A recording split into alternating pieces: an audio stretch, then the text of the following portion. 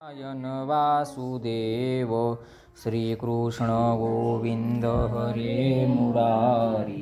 हे नाथ नारायण हे नाथ नारायण वासुदेव हे नाथ नारायण वासुदेव हे नाथ नारायण वासुदेव। गोपाल कृष्ण भगवान की जय। दिव्य श्री गरुड़ महापुराण की जय। श्रोता वक्ता श्री पांडुरंग समर्थ सरस्वत्यै नमः। गुरुभ्यो नमः। श्रीमन्महागणाधिपतये नमः। मातृदेवो भव पितृदेवो भव आचार्य देवो भव अतिथि देवो भव। श्रोता वक्ता श्री पांडुरंग समर्थ दिव्य श्री गरुड़ महापुराण की जय। श्रोते हो, आपण श्रवण करतोय दिव्यश्री गरुड पुराण। गरुड पुराणामध्ये आपण सगळ्यात पहिल्यांदा बघितलं होतं गरुडजींची उत्पत्ती कशी झाली, त्यानंतर गरुड पुराण श्रवण केल्याचे लाभ काय काय प्राप्त होतात। ज्याला भक्तीची कामना आहे त्याला भक्ती प्राप्त होते, ज्याला मुक्तीची कामना आहे त्याला मुक्ती प्राप्त होते, विद्यार्थ्यांना विद्या प्राप्त होते, धनार्थ्याला धन प्राप्त होतं, विजयार्थ्याला विजय प्राप्त होतो। ज्या ज्या आपल्या मनोकामना असतात त्या गरुड नारायणांच्या कृपेने परिपूर्ण होतात। गरुड पुराण श्रवण करणारा व्यक्ती निष्पाप बनतो, तो सदशील बनतो आणि तो भगवंताचा भक्त बनतो। म्हणून गरुड पुराण नुसतं श्रवण नसतं करायचं, तर श्रवण केलेलं गरुड पुराण आपल्या मनाच्या हृदयाच्या अंतःकरणामध्ये ते साचवायचं असतं। तर पहिल्या अध्यायामध्ये आपण काय बघितलं होतं, मृत्यूनंतरचं अद्भुत जग, की शरीरातनं प्राण निघताना किती यातना होतात, त्या भयानक यमदूतांचं वर्णन आपण बघितलं होतं। दुसऱ्या अध्यायामध्ये आपण बघितलं होतं यमाचा मार्ग जो आहे 247 योजन रोज चालावा लागतो, असा 86,000 योजनांचा मार्ग किती दुर्गम आहे आणि किती कष्टाने त्या यमपुराची यात्रा करावी लागते हे आपण दुसऱ्या अध्यायात बघितलं। तिसऱ्या अध्यायामध्ये बघितलं की यमराजांना मनुष्याने केलेला पाप आणि पुण्यांची सगळी इत्थंभूत माहिती कशी प्राप्त होते। मग कालच्या चौथ्या अध्यायामध्ये आपण काय बघितलं, असे कोणते कोणते कर्म आहेत की जे कर्म केल्याने मनुष्याला सरळ सरळ नरकाची प्राप्ती होत असते। जो निरपराध व्यक्तीला शिक्षा करतो, जो निरपराध व्यक्तीला शिक्षा करतो, विचार न करता निरपराध व्यक्तीला शिक्षा करतो, स्वतःच्या स्वार्थासाठी कोणावर दया दाखवत नाही, स्वतःच्या स्वार्थासाठी नाना प्रकारचे पातक करतो, गरुडा असे लोक निरयस्थानाला प्राप्त होतात। म्हणजे गरुडा अशा लोकांना निश्चित नरक प्राप्त होतो। विचार न करिता कारण दंड करी अपराधी विन स्वल्पासही जो कृपण ते पावती निरयस्थान खगेंद्रात। असे लोक जे पाप करतात गरुडा हे सगळे नरक लोकाला जात असतात। या चौथ्या अध्यायामध्ये हे सांगितल्यानंतर पाचव्या अध्यायात गरुडजींनी विचारलं, प्रभू हे नरकातल्या सगळ्या पापकर्मांचे फल भोगून शिक्षा भोगून पुढे मग त्यांचं काय होतं।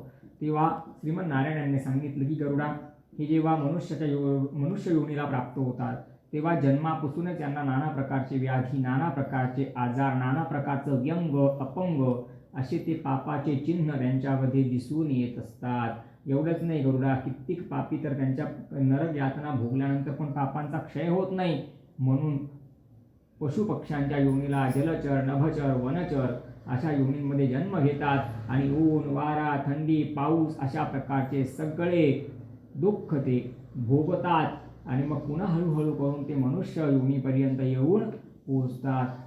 गरुडा हे मनुष्य क्षणिक सुखासाठी जे पाप करतात ते पाप कल्पांतापर्यंत यांना खूप दुःख देणारं ठरत असतं। वेदांनी, श्रुतींनी, पुराणांनी सगळ्यांनी गरजून सांगितलं, ओरडून सांगितलं की बाबांनो तुम्ही केलेलं पाप पुढे तुमच्या कल्पांतापर्यंत दुःखाचं कारण बनणार आहे।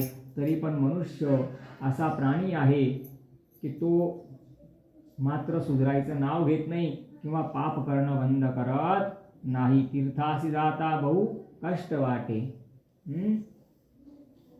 प्रपंचात राहोनी सौख्य वाटे, स्वहित माझे मजला कळेना, तुझवीन रामा मज कंठवेना। देवाचं नाव घ्यायला, तीर्थयात्रा करायला या मनुष्याला कष्ट होतात आणि प्रपंचामध्ये एवढा सगळा प्रपंच तो तर एवढ्या खुशीने करतो की त्याला त्या प्रपंचामध्ये कुठल्या प्रकारचे कष्ट होत नाही लक्ष्मी विलासी बहुसौख्य वाटे, श्रीराम ध्याता मनी कष्ट मोठे, प्रपंच वार्ता वदता विटेना. गरुडा, प्रपंचावर जर यांना बोलायला सांगितलं ना, यांना 4-4 तास कंटाळा येत नाही म्हणे. आणि माझं नाव एवढं मंगलमय आहे, सगळ्या पातकांचं क्षमन करणारं आहे, जन्ममृत्यूच्या चक्रातनं मुक्त करणारं आहे. तर माझं नाव फुकाचं नाव म्हणजे फुकटाचं नाव घ्यायला सुद्धा यांना मोठे कष्ट होतात. आणि प्रपंच वार्ता करायला, प्रपंचातल्या चर्चा करायला यांना अजिबात कष्ट होत नाही म्हणे गरुडा. प्रपंच वार्ता वदता मिटेना, तुझविन रामा मज कंठवेना. म्हणून पापकर्मांचे फल भोगण्यासाठी पशुपक्ष्यांच्या योनीला, जलचर, नभचर, वनचर अशा योनींना जावं लागतं. त्यानंतर श्रोतेहो, 6व्या अध्यायामध्ये आपण बघितलं की नरकातले पापी जीव मातेच्या उदरामध्ये कसा प्रवेश करतात. तेव्हा श्रीमन्नारायणांनी गरुडजींना सांगितलं होतं की गर्भधारणेसाठी उत्तम मुहूर्ताची आवश्यकता असते गरुडा. आणि उत्तम मुहूर्तावर जर गर्भधारणा झाली नाही, आमुषा, पौर्णिमा, संध्याकाळ, दिवस, प्रातःकाळ, माध्यान्ह काळ हे आपण बघितलं नाही, तिथीवार नक्षत्र योगकरण बघितले नाही, आणि अशा वेळेला जी गर्भधारणा होते त्याच्याने मलिन वृत्तीचे संतान म्हणजे नरकातले पापी जीव त्या मातेच्या उदरामध्ये प्रवेश करतात. पुढे माता पितांना अपार कष्ट देतात, अपार दुःख देतात, माता पितांचं धन संपत्ती नष्ट करून टाकतात. आणि एक दिवस मात्र ते आपलं जीवन सुद्धा अशाच प्रकारे नष्ट करतात, ज्याप्रमाणे 2 सिंह एकमेकांची भांडण करतात, लढाई करतात, एक सिंह त्याच्यात मारला जातो, 2 हत्ती एकमेकांची टक्कर करतात, त्याच्यामध्ये हत्ती मारला जातो. तसं हे मुलं भानगडी मारामाऱ्यांमध्ये एकमेकांचा जीव घेऊन घेतात. म्हणजे आपलं इतकं दुर्लभ मनुष्याचा जो जन्म मिळालेला आहे तो अशा पद्धतीने वाया घालवून देतात. म्हणून गरुडा, उत्तम मुहूर्तावरती पती पत्नींनी पुत्र प्राप्तीसाठी प्रयत्न केला पाहिजे. पुत्रावरती योग्य संस्कार केले पाहिजे. आपल्या पुत्राचा नेत्र कसा आहे याच्याकडे माता पितांचं लक्ष असायला पाहिजे. श्रीमन्नारायण गरुडजींना म्हणताय की गरुडा, श्रीमन्नारायण गरुडजींना म्हणताय गरुडा, जो मित्र खोटी प्रशंसा करतो, जो मित्र रोज रोज फुकटाचं जेवण आपल्याला खाऊ घालतो, आणि जो मित्र फुकटाची मदिरा पाजतो, असे मित्र मनुष्याला बर्बाद केल्याशिवाय गरुडा राहत नाही. आणि या वाईट मित्रांच्या संगतीमध्ये राहून चांगल्या घरातला, चांगल्या परिवारातला कुलीन पुत्र किंवा कुलीन कन्या सुद्धा भ्रष्ट झाल्याशिवाय राहत नाही. म्हणून आपले मित्र सुद्धा खूप महत्त्व जीवनामध्ये ठेवत असतात. मित्र उत्तम असला ना तर जीवनाची दशा आणि दिशा बदलून जाते. कृष्णाचा मित्र अर्जुन होता तर जीवनाची दशा आणि दिशा बदलून गेली. कर्ण पण तेवढ्याच योग्यतेचा होता, पण मैत्री दुर्योधनाशी केली, जीवनाची दशा आणि दिशा बदलून गेली. म्हणून गरुडा, मनुष्याने उत्तम योगावरती, चांगल्या मुहूर्तावरती धारणेसाठी प्रयत्न करायला पाहिजे. गर्भातनं उत्पन्न झालेला धन्य पुत्र तोच जो माता पितांना अपार आनंद देतो. आणि आपल्या पुत्राला कसं घडवायचं तो गर्भात असल्यापासूनच मातेने त्याला घडवायला सुरुवात करायला पाहिजे. असं नाही की तो गर्भात आहे मग त्याला आपलं बोललेलं समजत नाही, का त्याला आपण काय बघतोय काय वाचतोय त्याला कळत नाही. अरे अभिमन्यू मातेच्या उदरामध्ये असताना चक्रव्यूहाचं भेदन कसं करायचं ते ज्ञान त्याने प्राप्त करून घेतलं. तर गर्भस्थ शिशु सुद्धा 3-4 महिन्याचं बाळ झाल्यानंतर ते गर्भात पडल्या खूप साऱ्या गोष्टींना आत्मसात करत असतं. म्हणून आपल्याकडे आपण म्हणतो की चांगले चित्रपट बघायचे किंवा देवाच्या सिरियली बघायच्या किंवा रामायण बघायचं किंवा महाभारत बघायचं, म्हणजे त्या गर्भावर चांगले संस्कार होतात. आणि त्या कालावधीमध्ये जर आपण कुठले पण कशा पण सिरियली बघितल्या, कसे पण ते चित्रपट बघितले तर मग त्या गर्भावर सुद्धा तसेच ते परिणाम होतात. म्हणून मातीचं मडकं, जसा तो मडकं घडवणारा कुंभार त्या मडक्याला योग्य आकार देतो, तसा तो आकार, विकार, संस्कार या सगळ्या गोष्टी बाळ गर्भात असल्यापासूनच माता पितांनी त्याकडे लक्ष देऊन त्याच्याकडनं योग्य त्या गोष्टी करून घ्यायला पाहिजे. म्हणजे आपली संतान पुढे गेल्यानंतर ती बिघडण्याला मार्ग उरत नाही. जर माता पितांचे संस्कार कमजोर पडले तर मात्र ही देश दुनिया अशी आहे की इथे वाईट लोक खूप लवकर भेटतात, वाईटाशी मैत्रिता खूप लवकर होते, वाईट गोष्टी लवकर आत्मसात होतात. पण चांगला भेटणं, चांगलं शिकणं हे फार अवघड असतं. भलेपणाचे भाग्य नासले न वाईट तिथे इथे पोचले. असं व्हायला नको म्हणून मनुष्यांनी श्रीपुरुषांनी अत्यंत सजग असायला पाहिजे. काळजीपूर्वक पुत्रप्राप्तीसाठी प्रयत्न करायला पाहिजे. या ऋतुकालाच्या प्राप्तीमध्ये जी गर्भधारणा होते म्हणजे ऋतुकालापासून ते 14 दिवसांपर्यंत जी गर्भधारणा होते श्रीमन गरुडजीला सांगतायत की या ऋतुकालाच्या दिवसांमध्ये मलिन वृत्तीचे संतान ही त्या गर्भामध्ये प्रवेश करत असते. इंद्राला लागलेल्या ब्रह्महत्येपैकी 1/4 भाग मासिक पाळींच्या स्त्रियांमध्ये असतो. या ऋतुकालाच्या कालखंडामध्ये झालेल्या गर्भधारणेमुळे मलिन वृत्तीचे संतान घरात जन्म घेते. मलिन वृत्तीचे संतान घरात जन्म घेते म्हणजे नरकातले पापी जीव त्या मातीच्या उदरात प्रवेश करतात आणि तेच घरामध्ये जन्माला येतात. तेव्हा तुम्हाला धुंदुककारी आणि गोकर्णाची सुंदर अशी कथा पण मी सांगितली होती. एकाच बापाचे 2 मुलं होते. एक सुमुहूर्तावर जन्माला आला म्हणून गोकर्ण बनला, एक दुर्मुहूर्तावर जन्माला आला धुंदुककारी बनला, ज्याने पुढे माता पित्यांना अपार कष्ट दिले. 7व्या अध्यायामध्ये श्रीमन नारायण गरुडजींना सांगताय गरुडा पुत्राचं खूप सारं महत्त्व आहे. पित्याचं ऊर्ध्वदेही कर्म करण्याचा अधिकार पुत्राला आहे. जो पुत्र माता पित्यांचे ऊर्ध्वदेही कर्म करतो त्याचे माता पिता म्हणजे ते गेलेले जे त्याचे पितर आहेत, प्रेत आहेत, त्यांना सुद्धा स्वर्ग आणि मोक्षाची प्राप्ती होते. त्यावेळेला त्रेतायुगातली एक सुंदर गोष्ट सांगितली होती की गरुडा एक सुदेव नावाचा ब्राह्मण होता. त्याने खूप सारं दान पुण्य केलं पण त्याचे ऊर्ध्वदेहिक कर्म म्हणजे 10व 12व गंधमुक्त शुद्ध श्राद्ध वर्षश्राद्ध असे कुठलेच विधी झाले नाही म्हणून तो प्रेत बनला आणि बब्रुवन राजाने त्या प्रेतासाठी ऊर्ध्वदेहिक कार्य केले. म्हणजे 10व 12व गंधमुक्त वर्षश्राद्ध सगळं त्या राजाने केलं. खूप लोकांना अन्नदान केलं आणि त्या अन्नदानाचं पुण्य, त्या दशगात्राचं पुण्य, त्या ऊर्ध्वदेहिक कर्माचं पुण्य त्या सुदेव नावाच्या प्रेताला जेव्हा समर्पित केलं तेव्हा त्या पुण्याने सुदेव नावाच्या ब्राह्मणाचं जे प्रेतत्व होतं ते नष्ट झालं आणि त्याला वैकुंठ लोकाची स्वर्ग मोक्षाची प्राप्ती झाली. हा अध्याय कथन करण्यामागचा उद्देश हाच होता की गरुडा दुसऱ्याने केलेल्या दशगात्राने, दुसऱ्याने केलेल्या ऊर्ध्वदेहिक कर्माने जर पित्याला स्वर्ग प्राप्त होऊ शकतो तर पुढचा पोरगा जर आपल्या माता पित्यांसाठी ऊर्ध्वदेहिक कर्म श्रद्धेने करेल तर त्यांना का स्वर्ग मोक्षाची प्राप्ती होणार नाही. अरे गरुडा स्वतः ब्रह्मदेवाने पुत्राला पुत्र म्हणून हाक मारली. अरे पुम नरकात तारयते इति पुत्राः. जो पुत्र नरकांपासून पित्याचं रक्षण करतो, मातेचं रक्षण करतो, किंबहुना त्यांना तारणहार ठरतो, तोच खरा पुत्र. तेव्हा श्रीमन नारायण गरुडजींना म्हणताय गरुडा विष्णू भक्ता वाचून प्रसूत ती जाऊन वंध्या उत्तम सत्य. अरे अपार कष्ट देणाऱ्या पुत्राची माता बनण्यापेक्षा, नाना प्रकारच्या खोड्या करणारा, नाना प्रकारचे गुन्हे करणारा अशा पुत्राची माता बनण्यापेक्षा वंध्या असलेलं उत्तम. म्हणजे 4 पुत्र असण्यापेक्षा गरुडा एकच पुत्र असावा. पण तो कसा असावा? तो विष्णूंचा भक्त असावा, म्हणजे सन्मार्गावर चालणारा असावा, माता पित्यांना अपार आनंद देणारा असावा आणि त्याच्या जीवनामध्ये त्याला योग्य दिशा ही मिळणारी असावी. असा पुत्र मनुष्याने प्राप्त करून घ्यायला पाहिजे. 4-5 पुत्रांची कामना करण्यापेक्षा एकच पुत्राची कामना करावी. पण एकच पुत्र, एक जरी पुत्र असला तरी तो सद्गुणांची खान आणि उत्तम असायलाच पाहिजे. हे श्रीमन नारायणांनी गरुडजींना सांगितलं. तर तुम्हाला मी 7व्या अध्यायात सांगितलं की दुसऱ्याने केलेल्या दशगात्र विधीने ऊर्ध्वदेहिक कर्माने प्रेताचा मोक्ष होऊ शकतो. पुढचा पोरगा जर हे सगळं कर्म माता पित्यांसाठी करेल तर माता पित्यांना का स्वर्गाची प्राप्ती होणार नाही. पुत्राचं महत्त्व 7व्या अध्यायामध्ये आपण कथन केलं. इथपर्यंत आपण अध्याय बघितले. आता बघायचा आहे तो म्हणजे 8वा अध्याय, अष्टमोध्याय.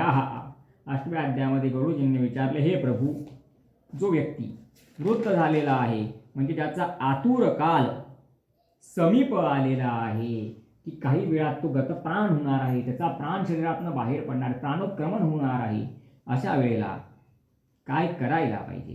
तेव्हा श्रीमन नारायणांनी सगळ्यात पहिले सांगितलं गरुडा अशा व्यक्तीला खाटेवर, बाजेवर, पलंगावर ठेवायचं नाही. त्याला खाली उतरवून घ्यायचं. पण त्याला खाली उतरवण्याच्या अगोदर जिथे त्याला ठेवणार आहे ती जागा शेणाने, मातीने, गोमित्राने, त्यात थोडंसं गंगाजल टाकून थोडीशी सारवायची. गरुडाने विचारलं, प्रभू, कालांतराने कलियुगात मनुष्यांचे घर स्पार्टेक्सचे राहतील, ते शक्य होणार नाही. तेव्हा गरुडाला श्रीमन नारायणांनी सांगितलं किंवा सारवणं शक्य झालं नाही तर पातळ पदार्थ द्रव्य तयार करायचं. शेणाचं, गोमित्राचं, गंगेची माती किंवा गंगेचं पाणी असं सगळं द्रव्य तयार करून फुलाने, पानाने किंवा हातानेच जिथे ठेवायचंय तिथे काय करायचं म्हणजे थोडंसं शिंपळे द्यायचे, म्हणजे प्रोक्षण करायचं आहे. आणि त्या शुद्ध जागेवरती, त्या प्रोक्षण केलेल्या जागेवरती ते त्या जीवाला, त्या मनुष्याला, त्या व्यक्तीला ठेवायचं आहे. पण गरुडा ठेवण्याच्या अगोदर त्या ठिकाणी दर्भ टाकायचा आहे, म्हणजे दर्भ ठेवायचा आहे. त्याच्यानंतर काळी तीळ ठेवायची आहे. तुळशीचे पानांनी ती जागा आच्छादित करायची आहे आणि अशा आच्छादित केलेल्या जागेवरती डोक्याचा भाग ठेवण्यासाठी थोडंसं हलकंसं काहीतरी आसन द्यायचं आहे. आपलं उशीसारखं नाही, अगदी थोडंसं काहीतरी आसन द्यायचं आहे आणि मग त्या आसनावरती पांढरा कपडा व्यवस्थित अंथरायचा आहे आणि त्याच्यावरती त्यांना व्यवस्थित ठेवायचं आहे. मग हे सगळं झाल्यानंतर काय करायचं आहे, तुळशीजवळ जायचं आहे आणि ते जे उरलेलं शेण मातीचं सगळं द्रव्य तुम्ही तयार केलेलं आहे ना, त्याच्याने तुळशीजवळ सारवायचं आहे, लेपन करायचं आहे. मग त्या ठिकाणी काय करायचं, एक पात्र ठेवायचं, वाटी, भांडं, ताटली, देवतामन.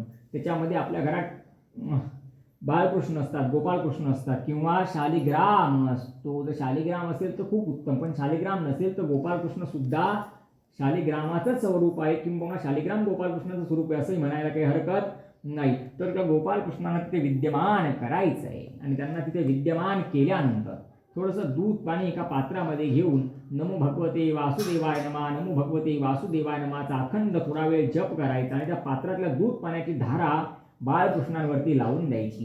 हे बाळकृष्णांचा अभिषेक झालेलं जे चरण तीर्थ आहे, या चरण तीर्थाचं खूप सारं महत्त्व आहे. अकाल मृत्युहरणं सर्वव्याधी विनाशनं विष्णुपादोदकं तीर्थं पुनर्जन्म न विद्यते. जो भगवान विष्णूंचं चरण तीर्थ प्राशन करून मृत्यूला प्राप्त होतो त्याला पुन्हा जन्माला यावं लागत नाही. म्हणून ते जे तीर्थ आहे ते प्राशन करायचं. त्याच्यानंतर आपल्याकडे गंगा नदीचं पाणी असेल तर गंगा नदीचं थोडंसं पाणी त्यांच्या मुखामध्ये द्यायचं आहे त्यांना. मग गंगा नदीचं पाणी नसेल ना, साधं आपलं प्यायचं पाणी घ्यायचं आणि गंगा गंगा गंगा गंगा म्हणून त्यांना ते पाणी थोडंसं 2 थेंब 4 थेंब 5 थेंब काय असेल ते पाजू घालायचं, पिऊ घालायचं. याच्याने गंगेचं पाणी पाजल्याचंच फल मनुष्याला प्राप्त होतं. गंगा एकमात्र नदी अशी आहे की जी दर्शनाने, स्पर्शनाने, वंदनाने आणि स्मरणाने सुद्धा मनुष्याला पवित्र करते. म्हणून गंगा नदीचं खूप सारं महत्त्व आहे आणि अशा प्रकारे गंगा जलाचं प्राशन करायचं आहे. त्याच्यानंतर जेव्हा त्यांचं प्राणोत्क्रमण होईल तेव्हा प्राणोत्क्रमणाच्या नंतर आपल्याकडे सोन्याचा मणी असेल तर तो सोन्याचा मणी त्यांच्या मुखामध्ये प्रक्षेप करायचा आहे. पण सोन्याचा मणी नाही म्हणून घाईघाईने आपलं मंगळसूत्रातनं काढायचा किंवा एखादं ठेवलेलं मंगळसूत्र असेल ते उसवायचं आणि त्यातला मणी काढून टाकायचा, असं कुठल्याच प्रकारे गरुड पुराणात श्रीमन्नारायणांनी गरुडाला करायला सांगितलेलं नाही आहे. मग त्याच्याबदले तुम्ही मोती टाकू शकतात, पोळा टाकू शकतात, पंचरत्न बाजारामध्ये भेटतात बारीक बारीक, त्या पंचरत्नांचा निक्षेप करू शकतात. नाही काही तर थोडंसं तुलसी दल त्या ठिकाणी ठेवायचं आहे. त्याच्यानंतर श्रोते हो, नवछिद्रद्वारी तुलसी दल ठेवणे. नवछिद्रद्वारी म्हणजे काय, तर आपल्या शरीराला 9 प्रकारचे द्वार सांगितलेले आहेत. जसं की दोघं डोळे, नासिकारंध्र, मुख, कर्ण, नाभी आणि नाभीच्या खाली जे 2 द्वार आहेत तर त्या ठिकाणी तुलसी दल सांगितलेलं आहे. तर त्या ठिकाणी तुलसी दल ठेवायचं आहे. कुश, तीळ या आसनावरती त्यांना आपण ठेवलेलं आहे. मग कुशाचं काय एवढं महत्त्व आहे बरं, तर कुशमूले स्थितो ब्रह्मा. कुश जे आहे त्याच्या मुलाशी कोण आहे, तर ब्रह्मदेव स्वतः तिथे विद्यमान असतात. कुशमूले स्थितो ब्रह्मा, कुशमध्ये जनार्दना. कुशाच्या मध्यभागी जनार्दन साक्षात भगवान महाविष्णू आहेत, पितामह आहेत, भगवान विष्णू आहेत. आणि कुशाग्रे शंकरो देव, आणि कुशाच्या अग्रभागामध्ये स्वतः शिवजी आहेत. कुशाग्र शंकरो देव पुनर्जन्म न विद्यते. अशा व्यक्ती दर्भाच्या आसनावरती जर मृत्यूला प्राप्त झाला तर त्याला पुन्हा जन्म प्राप्त होत नाही. श्रोते हो, काळी तीळ, दर्भ आणि तुलसी दल मरणाऱ्या व्यक्तीला दुर्गतीपासून सदा सर्वदा वाचवत असतं, त्याची दुर्गती होऊ देत नाही. हे काळ्या तिळीचं महत्त्व आपण कुशाचं महत्त्व बघितलं. काळी तीळ भगवान श्रीमन्नारायणांच्या घामापासून तयार झालेली आहे. कुश भगवान वराह नारायणांच्या रोमापासून म्हणजे केसापासून त्याची उत्पत्ती झालेली आहे. काळी तीळची उत्पत्ती श्रीमन्नारायणांच्या घामापासून झालेली आहे. म्हणून तीळ म्हणजे काळी तीळ आणि कुश हे अत्यंत पवित्र आहे. आणि तुलसी दल म्हणजे तुलसी जी आहे ती भगवान श्रीमन्नारायणांची स्वतः कोण आहे, तर अर्धांगिनी आहे. म्हणून लक्ष्मी स्वरूपा तुलसी जी आहे ती अत्यंत प्रिय आहे. भगवान श्रीमन्नारायण गरुडजींना काय सांगताय बघा, तुळशीचं महात्म्य श्रीमन्नारायण गरुडजींना किती सुंदर सांगताय. तुळशी आणि माझी प्रीती, तुळशी आणि मी एकमेकांमध्ये खूप प्रीती म्हणे गरुडा, आमचं एकमेकांवरती खूप प्रेम आहे. तुळशी पूजन जाणारी करीती, तुळशीची पूजा ज्या स्त्रिया करतात म्हणे गरुडा चिरंजीव त्यांची संतती, त्यांच्या संततीला त्यांच्या मुलाबाळांना दीर्घायुष्य लाभतं म्हणे गरुडा. सौभाग्य अखंड तयांसी, त्यांचं सौभाग्य दिवसेंदिवस वाढत जातं म्हणे गरुडा. अजून काय सांगताय? तुलसी मी अभेद्य दोन्ही, तुलसी आणि मी दोघही अभेद्य आहेत. तुळशी मी अभेद्य दोन्ही, जे हरिकथा करीती याची नेहमी, जे नित्य तुळशीची पूजा करतात, जे नित्य विष्णूच्या नावाचा जप करतात, जे नित्य भगवंताची कथा श्रवण करतात, त्यांची चुकेल यमदाचनी, ते होती वैकुंठवासी. ज्या स्त्रिया रोज तुळशीची पूजा करतात, त्यांच्या घरात जो देह ठेवतो त्याला यमदूत घ्यायला येत नाही, किंबहुना यमदूतांची तेवढी ताकद सुद्धा नाही. एवढं महत्त्व तुळशीच्या पूजेचं आहे, तुळशीचं आहे, किंबहुना तुळशी दलाचं आहे. अरे मनुष्य मेल्यानंतर आपल्याकडे जर वाळलेली तुळशी उपलब्ध झाली असेल ना, तर तुळशीच्या 2-4 काड्या किंवा एक काडी वाळलेल्या तुळशीची त्या चितेच्या लाकडांमध्ये ठेवून दिली किंवा त्या प्रेतावर ठेवून दिली ना, तरी त्या प्रेताला कल्पांतापर्यंत स्वर्गमोक्षाची प्राप्ती होते. एवढं महत्त्व तुळशीचं आहे. पण आपण म्हणतो ना, पित्त तिथे विकत नाही, तर आपल्याकडे तुळशी असते तर आपल्याला तुळशीचं महत्त्व नाही. आणि भारताला सोडून तुम्ही बाकीच्या देशांमध्ये गेले तर ते लोक आपल्यासारख्याला सांगतात, तुमच्याकडे तुळशी असेल तर आम्हाला पाठवून द्या, तुम्हाला तिचे आम्ही पाहिजे तेवढे पैसे द्यायला तयार आहे. आणि आपल्याकडे पाहिजे तेवढी तुळशी आहे तर आपल्याकडनं तुळशीची सेवा पूजा होत नाही किंवा आपण तुळशीला एवढं महत्त्व देत नाही. जे तुळशीशी जे करीती प्रदक्षिणा त्यांच्या चुकती यमयातना. बघा, तुळशीला जे परिक्रमा करतात, एक परिक्रमा 5, 7, 11, 15 जे काही परिक्रमा करतात, त्यांच्या यमाच्या यातना चुकतात. बळीने ती वैकुंठ भुवना आणि त्या प्राणियांची, अरे तो नरकात जायचं म्हणता तरी विष्णूचे दूत त्याला जबरदस्ती वैकुंठात घेऊन जाता म्हणे. किती पापी असला तरी तो उद्धरून जातो म्हणे गरुडा. तुळशीची घालती लोटांगण, जे तुळशीला दंडवत प्रणाम करतात किंवा लोटांगण घालतात, ते माझे प्रेमळ भक्त जाण कृष्ण म्हणे, इच्छा भक्ती करून उद्धरती प्राणी. श्रीमन नारायण गरुडाला सांगताय, गरुडा नुसती तुळशीची सेवा केली, तुळशीची पूजा केली, तुळशीची भक्ती केली तरी प्राणी उद्धरून जातील म्हणे. ही इच्छा भक्तीवरून म्हणजे की अतिशय सोपी भक्ती करून, जी इच्छित फलांची प्राप्ती करून देईल अशी भक्ती करून ते उद्धरून जातील. जे तुळशीचे करती लग्न, त्यांचे चुकेर जन्म मरण, ते जाती वैकुंठा लागून सत्य न म्हणावे. हे तुळशीचं महात्म्य तुला जे सांगितलं ना गरुडा, याला कधी असत्य समजू नको, एवढं तुळशीचं महत्व आहे. शरीरम दाह्यते येशाम तुळसी काष्ठवन्येन. आताच तुम्हाला सांगितलं की शरीर दाह्य म्हणजे चितेवरती ते शरीर ठेवण्या अगोदर त्या चितेवर तुळशीची एक काळी जरी ठेवली वाळलेल्या तुळशीची, तरी न तेषां पुनरावृत्ते विष्णुलोकात कथंचन. श्रीमन नारायण गरुडाला कथंचन म्हणजे सांगतायत की ते लोक पुनरावृत्ते, ते पुन्हा या भूलोकावरती त्यांची पुन्हा आवृत्ती होत नाही, ते पुन्हा येत नाही. या दृष्ट्वा निखिलाग संग समने पृष्ठा बभूस पावने, तुलसी दर्शन मात्रेन सर्व पाप हता भव. गरुडा एवढं काही शक्य झालं नाही. रोज नुसता नमस्कार केला तरी त्या तुळशीच्या नुसत्या नमस्काराने मनुष्यांचे रोजचे सगळे पाप नष्ट व्हायला सुरुवात होतात. तर गरुडा एवढं सारं महत्त्व तुळशीचं आहे. गंगा नदीचं सुद्धा गरुडा खूप सारं महत्त्व आहे.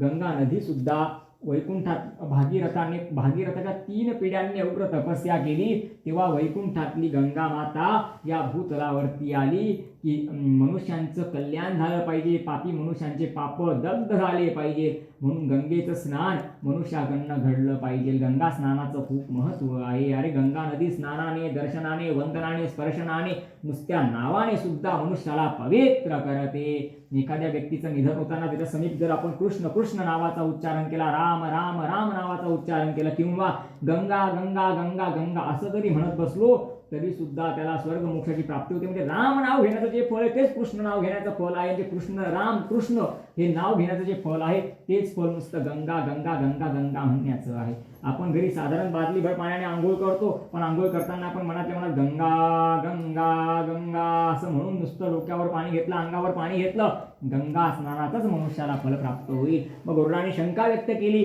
की प्रभू असं कसं काय सांगता तुम्ही, माझा विश्वास नाही बसत म्हणे. तेव्हा त्या वैकुंठामध्ये एक व्यक्ती होते, त्यांना बोलवलं गेलं आणि त्या ठिकाणी चित्रगुप्ताला बोलवलं गेलं. चित्रगुप्ताला सांगितलं यांच्या पाप पुण्याचा हिशोब काढ. त्याने हिशोब काढला. याने तर जीवनामध्ये अनेक प्रकारचे पाप केलेत म्हणे. हे वैकुंठात कशी, गरुडाने विचारलं. तेव्हा श्रीमन नारायणांनी सांगितलं की अरे हा मनुष्य नेपाळ प्रांतामध्ये राहायचा, म्हणजे भारतापासून खूप लांबच्या देशात तो राहायचा. आणि रोज त्या गंडकी नदीवरती तो स्नान करायचा म्हणे. पण त्याचं मन भरत नव्हतं. त्याच्या मनात रोज त्याला एकच ध्यास होता की मला गंगा स्नान कधी घडेल, मला गंगा स्नान कधी घडेल. माझ्याकडे धन असतं, माझ्या शरीराने माझ्या तनाने माझी साथ दिली असती तर मी गंगा स्नान केलं असतं. त्याला हे ध्यास गंगा स्नानाचा होता म्हणे गरुडा. अनेक दिवस त्याला पहाटे पहाटे स्वप्न पडलं म्हणे. स्वप्न बरं का, की मी गंगा नदीच्या तीरावरती गेलो, मी गंगा मातेचं दर्शन केलं, गंगा मातेचं पूजन केलं आणि गंगा मातेमध्ये मी डुबक्या मारल्या. मनसोक्त मी गंगा मातेमध्ये अंघोळ केली. सकाळी जाग आल्यावर तो त्याच्या अंथरुणावरती निद्रिस्त अवस्थेतनं जागा झाला होता. त्याने स्वप्नात बघितलं होतं. तरी मृत्यूच्या पश्चात एवढे सगळे पाप असताना सुद्धा त्याला वैकुंठ लोकाची प्राप्ती झाली, कारण स्वप्नात गंगा स्नान घडलं होतं. तर गंगा नदी खूप पवित्र आहे श्रोते हो. आणि गंगा नदी एका मनुष्याला तारण्याची काय गोष्ट करतात. गंगा नदीमध्ये एवढं सामर्थ्य आहे की ती ब्रह्मांडाला काय, त्रिभुवनाला तारून नेण्याची शक्ती गंगा नदी स्वतःमध्ये ठेवते. देवी सुरेश्वरी भगवती गंगे, देवी सुरेश्वरी भगवती गंगे, त्रिभुवन तारिणी तरल तरंगे, त्रिभुवन तारिणी तरल तरंगे, भागीरथी सुख दायनी माता, भागीरथी सुख दायनी माता, तव जल महिमा निगमे ख्याता, तव जल महिमा निगमे ख्याता, देवी सुरेश्वरी भगवती गंगे, देवी सुरेश्वरी भगवती गंगे, त्रिभुवन तारिणी तरल तरंगे. संपूर्ण त्रिभुवनाला तारण्याचं सामर्थ्य कोण ठेवतं? गंगा माता आपल्या स्वतःमध्ये ठेवते. म्हणून गंगा स्नानाचं सुद्धा विशेष महत्व आहे. किंवा आतुर काळामध्ये गंगाजल प्राशन करण्याचं महत्व आहे. आणि आतुर काळात जर आपल्याकडे गंगाजल उपलब्ध नसेल, साधं प्यायचं पाणी गंगा गंगा म्हणून त्यांच्या मुखात दिलं तरी सुद्धा तेवढंच फल प्राप्त होतं जेवढं खरोखर गंगा जलाने प्राप्त होईल. अंतिम समयी उपवास. बघा श्रोते हो, आपण जीवन जगताना अनेक प्रकारचे उपवास करतो, व्रत करतो. विशेष करून आपण एकादशीचं व्रत तर सगळेच जण करत असतो. कुठला उपवास मनुष्याकडनं झाला नाही झाला तरी एकादशी मात्र मनुष्याकडनं व्हायला पाहिजे. एका वेळेला किती एकादशा येतात? 2 एकादशा येतात. दोघं एकादशा छोटी असो व मोठी असो, पण प्रामाणिक उपवास एकादशीचा करायचा असतो. उपवास त्या दिवशी कमी आहार किंवा हलकं अन्न, हलका आहार ग्रहण करून नित्य देवाचं नामस्मरण करायचं. नुसतं आपण उपाशी राहिलो, हलकं जेवण केलं आणि आपल्याकडनं जर देवाचं नामस्मरण झालं नाही तर असा उपवास सुद्धा काही उपयोगाचा नाही. उप म्हणजे जवळ आणि वास म्हणजे राहणे. त्या दिवशी देवाच्या समीप आपल्याला राहायचं असतं. मग एकादशीचा उपवास करण्याचं काय फल मनुष्याला प्राप्त होतं बरं? तसं तर फल एवढं द्विगुणित प्राप्त होतं की ते 2 ओळीमध्ये सांगणं शक्य नाही. पण तरी पण आपण थोडंसं एकादशीच्या महात्म्यावरती पण चर्चा करून घेऊ. एकादशी व्रत अतिशय पावन, नित्य व ते फुलवात भक्तीचा, उगमतीच्या हृदयात भक्तीचा, उगमतीच्या हृदयात. अरे जो भगवंताचा भक्त नित्य एकादशी करतो ना, त्याच्या मनामध्ये भगवंताची भक्ती प्रवेश करते. आणि मनामध्ये भक्ती जेव्हा प्रवेश करते ना, तेव्हा मनामध्ये ब्रह्मज्ञानाचा दीपक प्रज्वलित करून देते. आणि असा व्यक्ती सुद्धा स्वर्ग मोक्षाची आपल्या भक्तिबलाने प्राप्ती करून घेतो. तर श्रोते हो, आतुर काळामध्ये जेव्हा वय होऊन जातो तेव्हा मनुष्याने जास्त या देहाचा लोभ करायला नको. आणि आपल्याला जेवण जात नाही, आपण पहिले चांगलं जेवण करायचो, पण म्हातारपणा वृद्धापकाळामध्ये तेवढं जेवण जात नाही. मग अशा वेळेला त्या शरीराला, त्या पोटाला विश्रांती द्यायची आणि लिक्विड म्हणजे दूध, पाणी किंवा असं. आणि श्रीमंत नारायण गरुडाला सांगते की गरुडा कितीही प्रयत्न केला की एकदा वय झाल्यानंतर, त्या आयुची समाप्ती झाल्यानंतर मनुष्य देह ठेवू शकत नाही, त्याला प्राण त्याग करावाच लागतो. म्हणून अंतिम काळामध्ये या शरीरावरचा मोह मनुष्याने काढून टाकला पाहिजे. आणि ज्याप्रमाणे एखादी गाडी पेट्रोल संपल्यानंतर आपण किती ती रेस करण्याचा प्रयत्न केला तरी चालू नाही शकत, ती बंदच पडणार आहे. तसं त्या शरीराला बंद पडण्यासाठी पूरक समय द्यायला पाहिजे. आणि त्या शरीराला शांत होऊ द्यायला पाहिजे आणि त्यावेळेला भगवंताचं नामस्मरण त्या मनुष्याने करायला पाहिजे. किंबहुना त्याच्या आप्तेष्ट बंधू बांधव नातेवाईकांनी जोरजोरात विलाप करण्यापेक्षा रडण्यापेक्षा तेवढाच जोरजोरात भगवंताच्या नावाचा वारंवार उच्चार केला पाहिजे. भगवंताचं वारंवार नाव त्याच्या त्याच्या कानांवरती त्याला श्रवण झालं श्रोते हो, तर आतुर काळामध्ये भगवंताचं नाव श्रवण करून जो देह त्याग करतो तो सुद्धा वैकुंठवासी होतो. म्हणून भगवंताच्या नामाचा खूप महिमा आहे. श्रीमन नारायण गरुडा मनुष्य हजारो वर्ष रडत बसला तरी एकदा गेलेला व्यक्ती पुन्हा त्याच्या डोळ्यांना दिसणार नाही. म्हणून अंतिम काळात त्याचा खरा बंधू बांधव आप्त इष्ट मित्र तोच गरुडा, तो न रडता भगवंताच्या नामाचं नाम संकीर्तन करून त्याची पुढची यात्रा मंगलमय करेल. कारण आपण कितीही रडत बसलो तर एकदा देह ठेवून गेलेला व्यक्ती पुन्हा आपल्या नेत्रांना आपल्या दृष्टीला तो प्राप्त दिसू शकत नाही. हे सगळं दिव्य ज्ञान 8व्या अध्यायामध्ये श्रीमन नारायणांनी गरुडजींना दिलं. तर गरुडजींना श्रीमन नारायण सांगताय की अंतिम काळामध्ये सुद्धा मनुष्याने उपवास करायला पाहिजे. खूप असं काय मनुष्याने करायला नको पाहिजे. बघा ना तुम्ही, ही जीभ काहीचं वजन भरत असेल बरं, ग्रॅमवरती वजन असेल, पण ही जीभ 100 किलोच्या माणसाला फिरवून टाकते. कसं? जर गुलाबजाम खायची इच्छा झाली आणि एखाद्याने सांगितलं चांगले जर गुलाबजाम पाहिजे तर ते तिकडे नगाबारीला एक हॉटेल आहे ना, तिथं ते मिळतात. तो इथून तो गाडी काढतो कुठे जातो, एवढ्या लांब, तिथून गुलाबजाम घेऊन परत घरी येतो. मग 100 किलोच्या माणसाला कोणी फिरवलं? जिभेने फिरवलं ना, त्या रसनेने फिरवलं ना. म्हणून त्या जिभेचे खूप सारे चोचले पण मनुष्याने पुरवायला नाही पाहिजे. तिच्यावरती पण मनुष्याचा संयम असायला पाहिजे. आणि जी जिव्हा आहे ना, तिला रसना म्हणतात, ती स्वाद घेते ना, म्हणून तिला काय म्हणतात, रसना म्हणतात. तर त्या जिव्हेला, त्या रसनेला भगवंताच्या नामाची गोडी प्रीती ही मनुष्याने लावून द्यायला पाहिजे. कारण श्रोते बघा तुम्ही, मनुष्याचा देह इथे राहून जातो आणि त्याचा जीवात्मा जो यमाची यात्रा करायला निघतो ना, त्याच्यासोबत मात्र त्याने केलेलं पुण्य, त्याने केलेला धर्म येतो. भूषण से सब अंग सजावे, रसना पर हरि नाम न आवे, देह पड़ी रह जाए यहीं पर, देह पड़ी रह जाए यहीं पर, फिर कुंडल और नगीना क्या, हरि नाम नहीं तो जीना क्या, हरि नाम नहीं तो जीना क्या. अमृत है हरि नाम जगत में, अमृत है हरि नाम जगत में, इसे छोड़ विषय विष पीना क्या, हरि नाम नहीं तो जीना क्या, हरि नाम नहीं तो जीना क्या, हरि नाम नहीं तो जीना क्या. श्रोते हो, श्रीमान नारायण गरुडजी विचारताय, प्रभू शरीरात प्राण कसा प्रवेश करतोय तुम्ही सांगितलं, शरीरातनं निघतो कसं, याच्यात इतकं सांगितलं की यमाचे दूत त्याला ओढून बाहेर काढतात.